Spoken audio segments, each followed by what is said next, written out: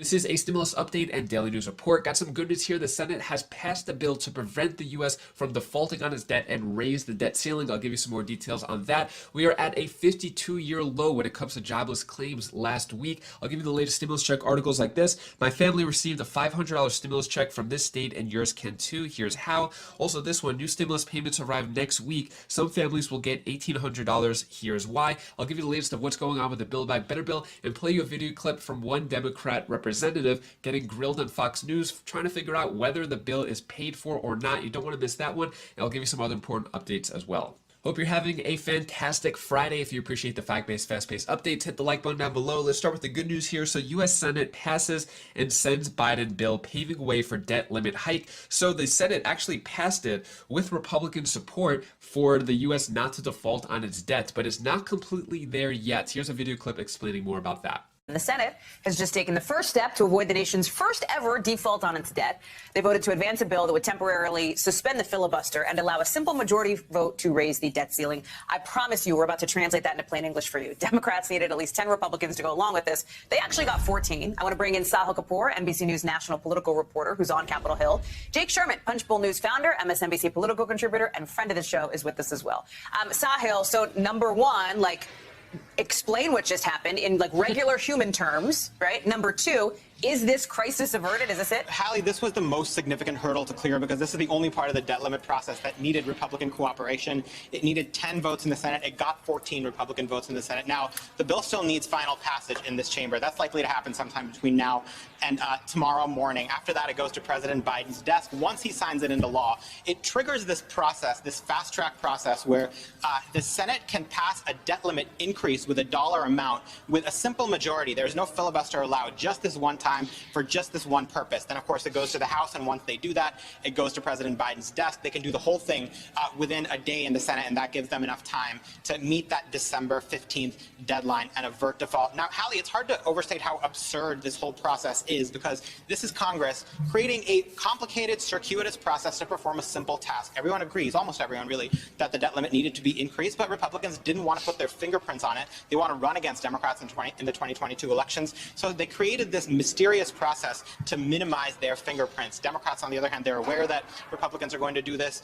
One Democratic aide suggested that if the Republicans run against Democrats on that, then Democrats will just turn around and say that those Republicans who voted against this bill support Medicare cuts because those would be switched off in this bill. This is Congress at its most absurd, Hallie. And by the way, I should say, Democrats are planning at this moment, according to two sources I spoke to increase the debt limit by somewhere between 2 and 3 trillion. The idea being to get them through the midterm elections. The U.S. has avoided two crises so far in the past week or so. First was the government shutdown. Next was the debt default, so that the government or the economy wouldn't completely spiral down. So 14 GOP senators helped advance McConnell debt limit deal. This was mainly run by Democrats, and 14 Republicans, including Mitch McConnell, has helped. If you don't remember, about 2 months ago when we had this other drama, this is when Chuck Schumer got help from the Republicans, and then you can see Joe Manchin in the background putting his hands in his head, because right after Chuck Schumer got help from Mitch McConnell and the Republicans to pass the first time for the debt ceiling to raise it just by a couple of months, Joe Manchin was really upset about that. So this is coming again,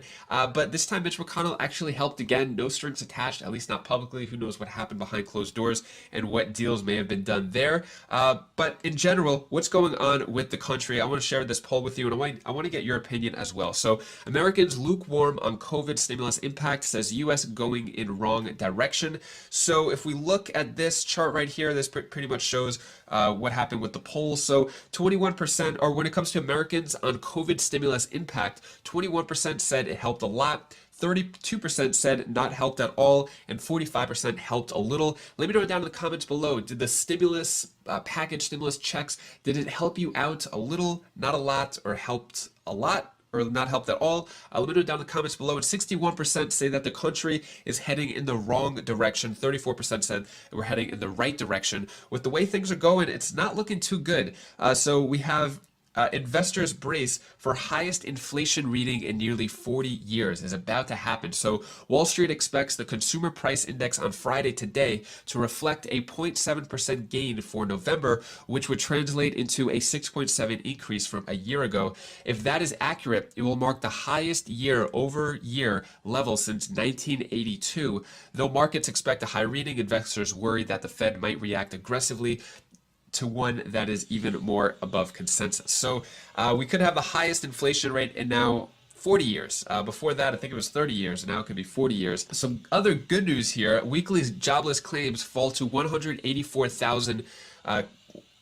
All right, let me start that over. Weekly jobless claims fall to 184,000, the lowest level in more than 52 years. So that's some good news there. Jobless claims total 184,000 the week of December 4th, the lowest going back to September 6th, 1969. Continuing claims, which run a week behind the headline number, increased 38,000 to just shy of 2 million. So I guess jobless claims, more people are either working or don't need unemployment insurance. You can see the numbers went down a lot in the past year.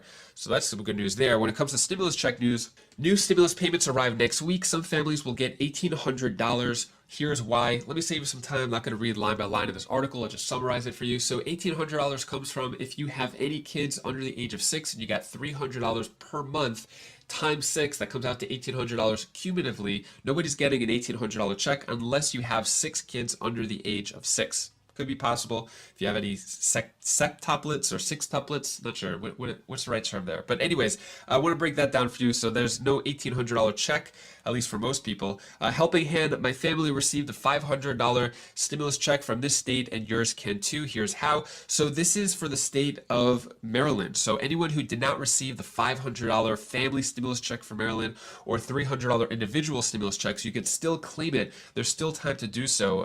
It looks like 98% of the people got it, 2% they're still waiting on. And there's, I mentioned in the other video, there's a number to call right here, 1-800-638-2937 if you live in Maryland and you qualify and you want to claim that stimulus check.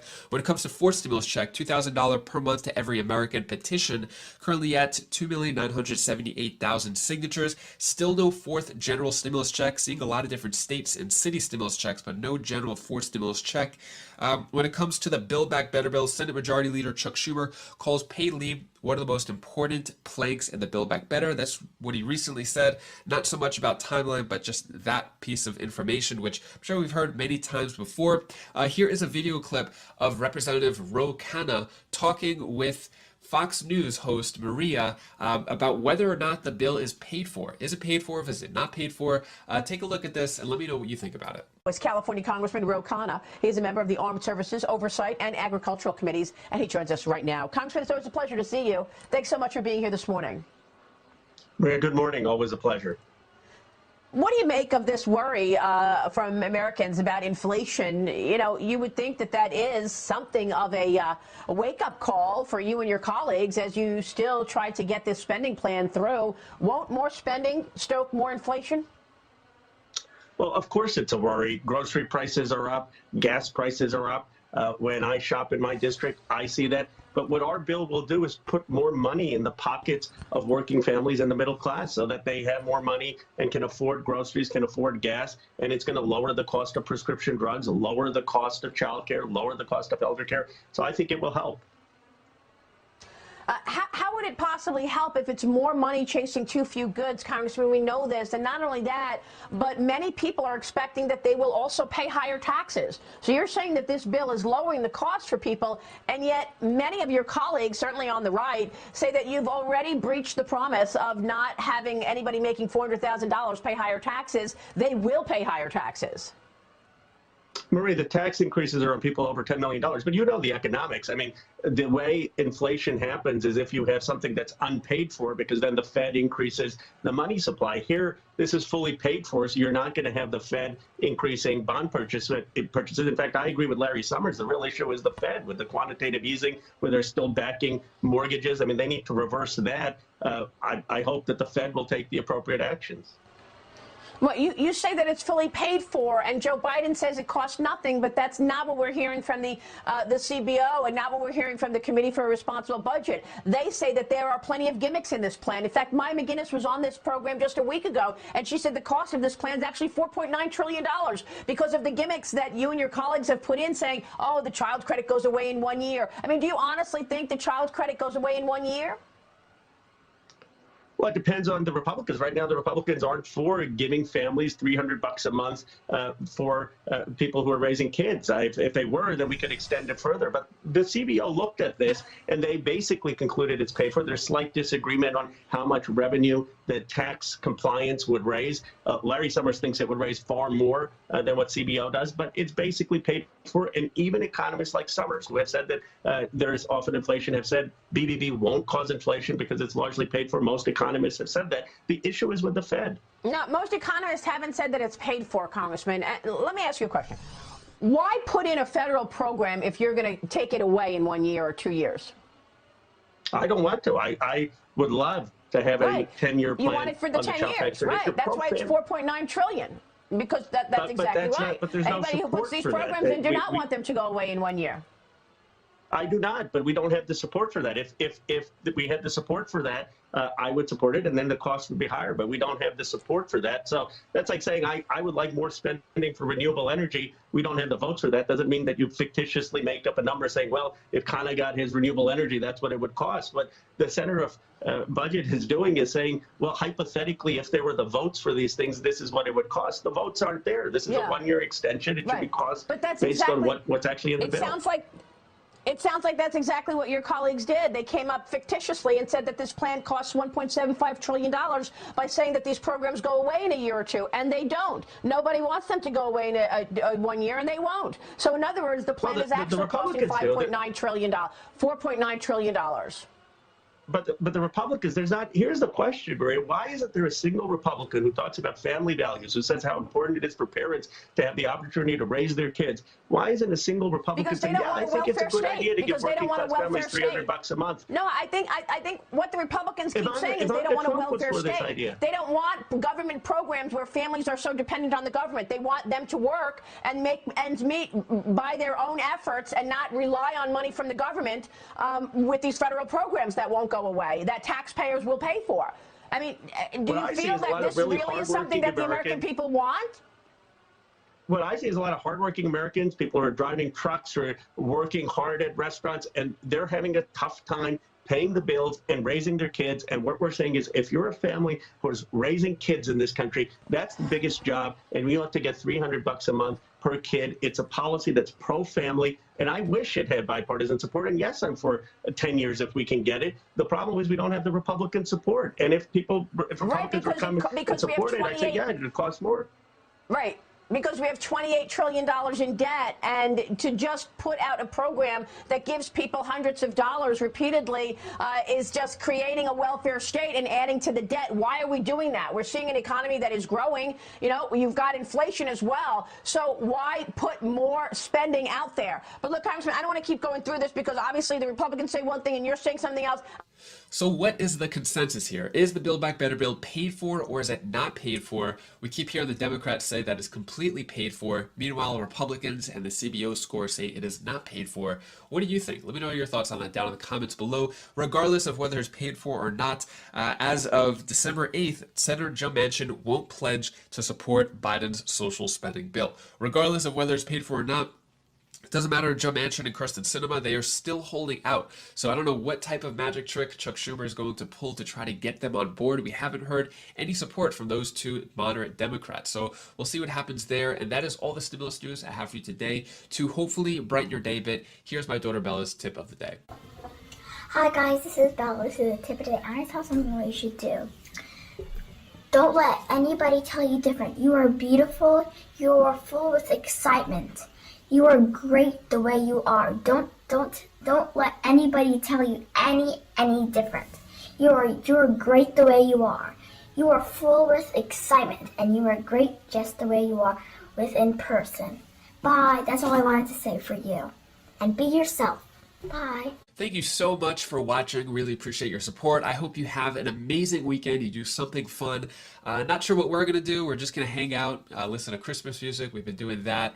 And yeah, just kind of enjoy some family time. Hopefully you have a great weekend as well. If you want to check out any of my other videos, you could click up here or down here. And I'll see you in the next video. Take care. Be safe. Thank you.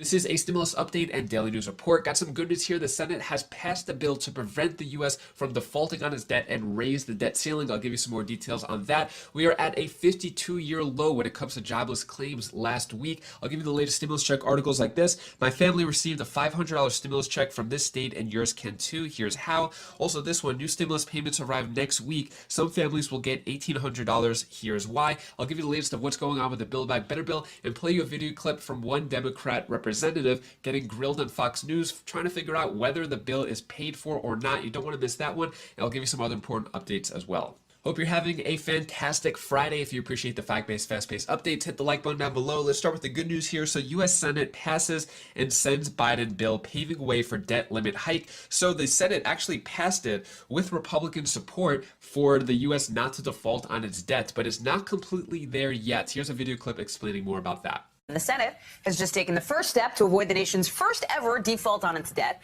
They voted to advance a bill that would temporarily suspend